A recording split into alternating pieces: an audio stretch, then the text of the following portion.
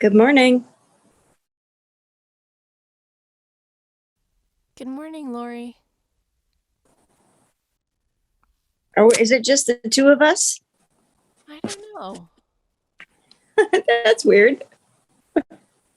How are you this morning? I'm okay. I'm feeling a little extra tired today, so Oh no. was hoping that I wouldn't fall asleep during the meditation, whatever that would be. I'm looking. Yeah, but you made it, so I that's did. I something. showed up. You can just count that as a win. I do. I think it's just this yo-yo weather, back and forth between sort of warm and sort of, well, actually, I don't know where are you I'm located? in I'm in San Antonio, Texas. Oh, then you're not worried about this. No, not really. We're like nine. It was 92 yesterday. So yeah, we're like it's not even May yet. So where are you? I'm in Queens, New York. Oh, okay. So you're still quite a bit cooler, are you?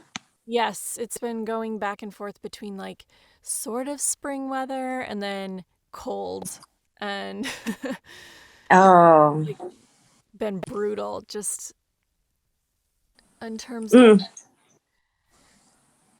my allergies and things like that. And Just when you just really want it to be warm, you really notice it when you get a cold snap. hmm And what is it? What is it with allergies? How can it be cold and the trees don't care? right, exactly. They're like, that's Yeah, we have. Go ahead. oh no, no, no. I was just joking. Go ahead. I was going to say here we have cedar season that starts in about October and it goes through February, and it is brutal. People will come here and they will think they have the flu. They think that literally they'll go to the doctor and they think, I've got the flu, I'm stopped up, I feel miserable, I've got body aches. No, you have a tree allergy. Oh And then it wow. goes, oh, no, it's a big thing. People are shocked.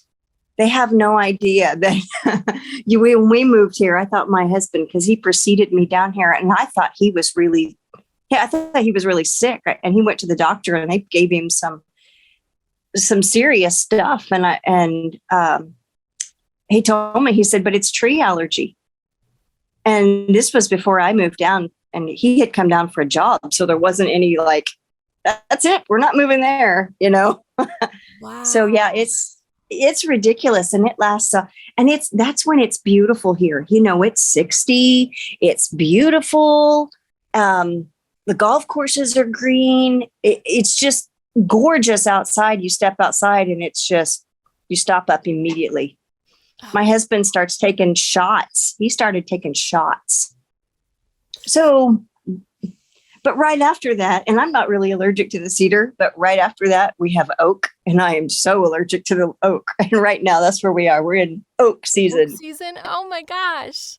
I know, right? It doesn't end. There's just and, no reprieve, and it that's, sounds like. well, and see, and that's the bad thing is you've actually got really good weather, because in the summertime, it's just brutal hot here. You don't want to do anything outside. It's relentless. And the sun is at an angle where you can be outside in January. I kid you not, you can be outside in January when it's 40 degrees outside and you will get a sunburn. It is this, we're just at an angle. So all season when it's, in the winter when it's beautiful, we've got trees that are just pollinating like there's no tomorrow. And then, and then when it's brutal hot, you could go outside and enjoy it because nothing is alive. And you're like, we just need a happy medium here. But I guess it's pretty much like that everywhere, really. So, Yeah, I know. I mean, I moved here from Ohio oh, um and Ohio was like the weather would change every 5 minutes. You just never knew what you were going to be dealing with there. So, I was a little used to that, and moving here it was like, okay, all right, I can this is all fine. It's just, grass is always greener syndrome. right, right. We I can't say, can't believe I'm saying this, but I almost can't wait to retire because it is not going to be long before we are moving, I don't know, someplace else. That's exciting. Yeah, I don't know. I'm kind of looking for, I'm sure that no matter where we go, though, there'll just be something else. But oh, well, I can't complain too much. So, but Are you anyway. in Texas for work? Is that, or has that always been your home? No. My husband, we moved here about 16 years ago. Oh, yeah, My you husband, said that. yeah, I'm sorry, my brain. no, that's okay. I know it's early and I'm yapping on. I'm kind of rattling.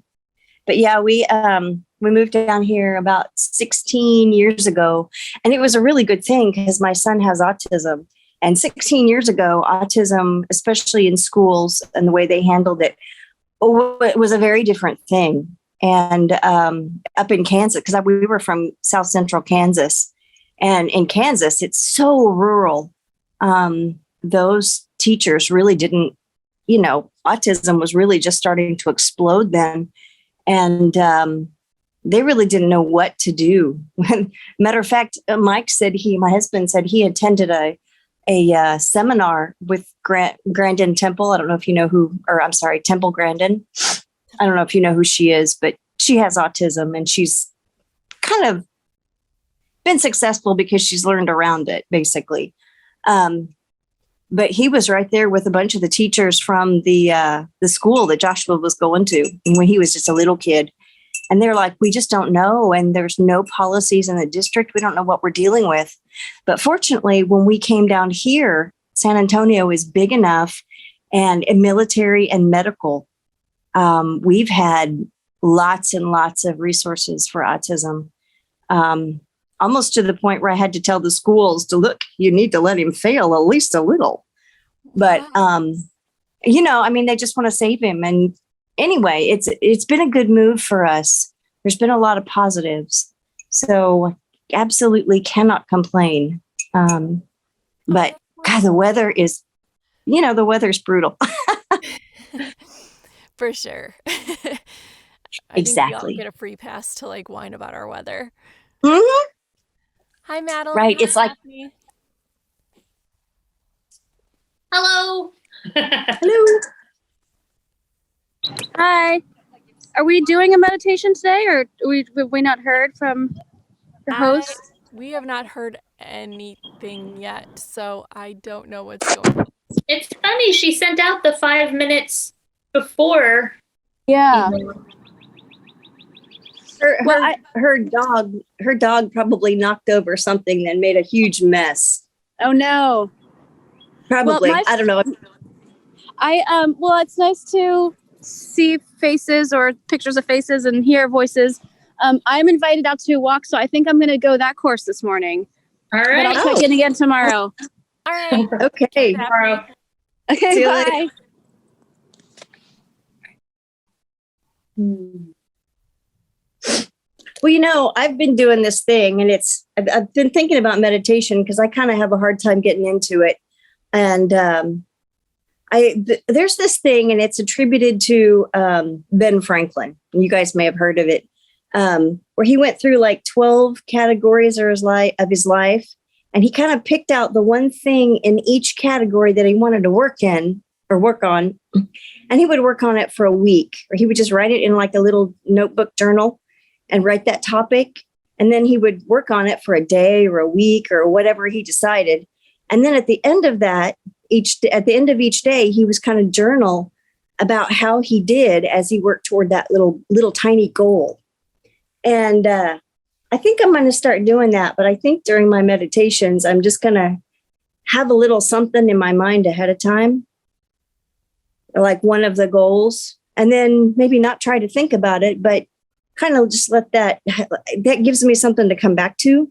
Does that make sense? Yeah, that makes sense Sure. to me. So I don't know. I've been struggling because meditation is hard. It's easy when you're super tired and you want to go to sleep. Well, I mean, I'm trying not to go to sleep. Exactly. Yeah, I just keep coming back to just breath, to the focusing on my nostrils, or counting the breath in and counting the breath out, trying to slow the thoughts. But I have yet to clear my mind for very many minutes. Yeah, guided Right. meditation I think works better for me too. When I was in dance classes, I used to do this constructive rest thing, which was pretty much the same thing, but the guide would talk us through like paying attention to how our body is connected and like our breathing and how everything is aligned or not aligned or where we're carrying our attention, and that kind of stuff really helped me like focus on being in the moment and Mm-hmm. with myself. And yeah, so I get what you're saying, Lori, needing something to kind of lead you into it.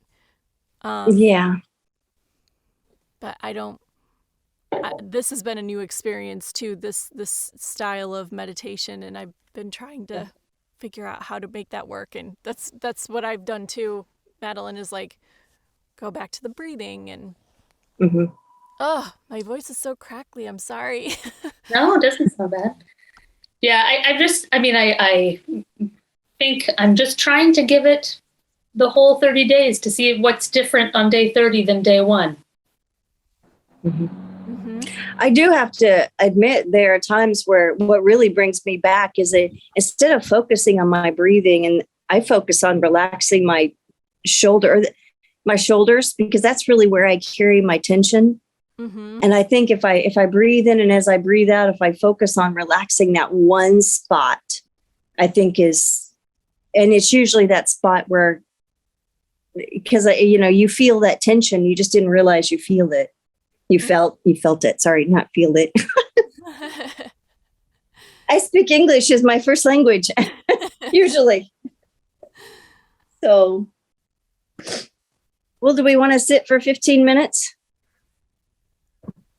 Yeah. Sure, yeah. Should we just set a Timer? I mean, I don't know. Is it being recorded? It is recording. Oh, okay. Who's hosting? I guess Emily just has it set up to. Oh. I don't know. I didn't know you could do that. That's cool. I didn't Okay. either. I don't really Okay. know any helpful way of leading us in, but I can set the alarm and. Sure, and then we'll just Sure. get quiet and breathe deep. All right.